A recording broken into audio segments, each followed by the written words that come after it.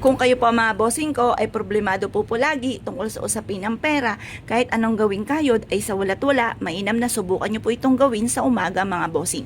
Humarap ka sa gawin silangan at mag-wish na mula sa inyo pong puso.